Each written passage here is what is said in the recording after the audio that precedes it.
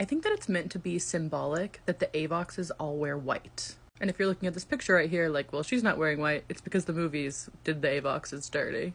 Or at least they did not make them book accurate to any degree.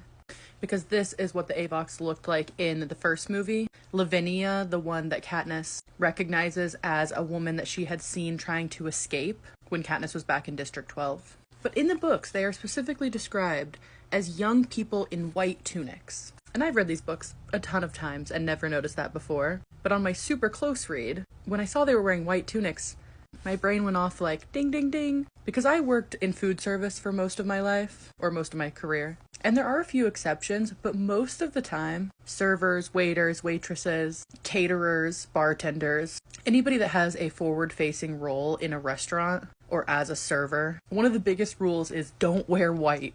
Because it shows every little possible mistake and spill and whatever. And when you're in those positions, stuff like that happens all the time. So I thought it was odd that they were specifically wearing white tunics. And then I realized why. It's because the Avoxes are not allowed to make mistakes. And if they do happen to make a mistake, they're definitely not allowed to cover that up or hide it in any way. And if somebody else was to have an accident and spill something on them, it makes them culpable for that person's actions. Because they're the one that has to bear the mark. And yes, this is probably reading way too into this, and maybe Suzanne Collins just thought that white was like, oh yeah, that's a nice look for a server. But we don't do surface level here. What I do is read into every little tiny thing for its symbolic meaning and what's being said between the lines. And I'm having a really good time, so I'm gonna keep it up.